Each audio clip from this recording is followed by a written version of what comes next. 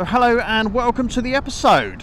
In this video I'm going to talk about the top 5 things I really dislike about this KTM 390 Adventure. It's a 2023 model.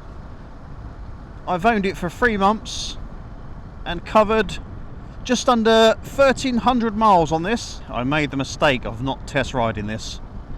I brought it blind. What an idiot. But I want to focus today on the things that I don't like about it. And at the minute, this is my wife's bike. She has owned it probably for about a month now. And I had a chat with her about it, and she agrees with the things that I say, and she was actually thinking the same as me. So here we go. This is no particular order. So the first thing I don't like about this KTM 390 Adventure is the build quality. I'm telling you, it's not that great. The bolts are so soft. The threads are really soft on the bolts. The petrol tank. It's a plastic petrol tank. And in the sun, it's deformed. There's a couple of lumps on the side, and I will insert a video here. As you can see, this was absolutely fine when I first got it. There's nothing inside that's going to cause that apart from just distortion from the sun. I owned a Royal Enfield before this. My wife owned a Royal Enfield, and the quality on that was much better. I mean, this is nearly a £6,500 bike. I just expect a bit better.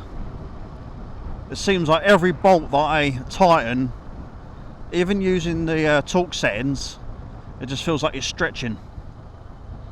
Even the crash bars that I put on, I'd screw in the bolts in, put them in finger tight, and they go tight straight away. And they just don't fill you with confidence when you're tightening them up.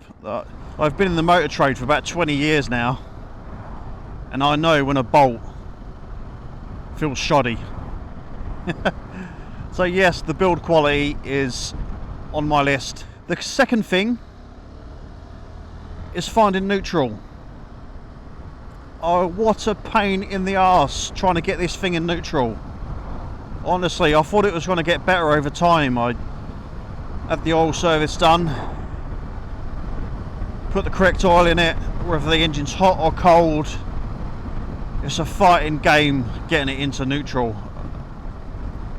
Such a pain. And a bike like this, a modern bike, shouldn't be that awkward to get in neutral. So the third thing on the list that I dislike about this motorcycle is the exhaust. It looks awful. It honestly looks like a 125 exhaust system.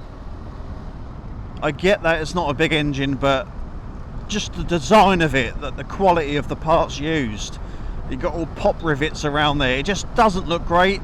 It looks really crap. And the alternative is really expensive, like the Acra can is like what, 500 or 600 quid. And as well as the can not looking great, it doesn't sound good. You can't hear the engine. It's just not great. It's so quiet.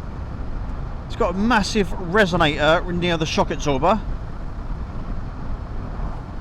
which gets really hot, and I do worry about that shock absorber getting too hot and the seals going. So that's why it's made the list of things I dislike about this bike. So the fourth thing I dislike about this bike is the whole service thing. When you buy it, you don't get nothing. You don't get a manual, you don't get a service booklet, you get literally nothing. You get the invoice that you've paid, and that is it. So when we brought this, I paid on my card, and he just printed a little receipt, and all I got was terms and conditions about their warranty. And in the warranty it says all the things that it's not covered. You have to get it serviced at a main dealer. You have to use main dealers. Your warranty will be invalid. and the service history is digital. So if you don't get it serviced at your main dealer, they will not touch that with a barge pole. Anything you have wrong with this bike, because you didn't go in there for a service, it's not registered on their system, because I have queried it and they said they wouldn't touch it. I think that is grabbing you by the balls and twisting. I think that's wrong. I don't believe in that. I've recently been looking at the 790 and the 890. It comes with all the rider modes and all that. You get to use them for 1,500 miles.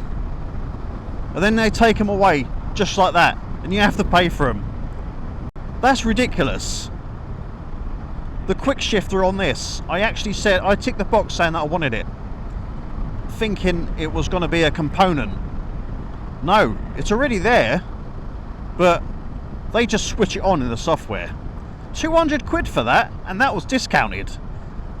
That was their special rate, normally £298 for them to plug their laptop in and say yes, activate the quick shifter. And that just really puts my back up, you know. Right, so the fifth thing on this list is the vibrations you get on this bike. When I first got it, I didn't think it was that bad. But after a long journey of doing 60 to 70 mile an hour, you get pins and needles everywhere. I know it's a single, but I've had singles in the past that don't vibrate half as much as this. It's alright for a quick blast. For a long journey, on top of the seat being absolutely rock hard, it's just not a comfortable bike for a long journey. It really isn't. So that is number 5 on my list, the vibrations, and I suppose the comfort as well. Not great. Not great. So for those reasons, we are thinking of selling this bike. Jo is on par with me, she does agree with the reasons. If you're looking to buy one and you're not too fussed about the things I've mentioned, it is a great bike. The rider modes, the way it's so agile, the adjustable suspension, the brakes are brilliant. It's got good fuel economy, and it is a really pokey 390 engine. It's got a lovely dashboard. I love the way you can connect your phone to it. Look at your phone signal, you can do the navigation on there. There's a lot of positives on this bike. Let me know in the comments, what do you think? What do you think about the KTM? Do you agree with me? Have a go at me. Go for it. Let me know what you think. Right, on that note, I will be ending the video. As I said, comment below, let me know what you think. Stay tuned, who knows what Jo and I will end up with. But until then, I've been Nick, and I'll catch you on the next episode. Ride safe. I don't know why. I don't know why I call it. Oh my god, I'm gonna die. So agile. You can pull out in front of vans.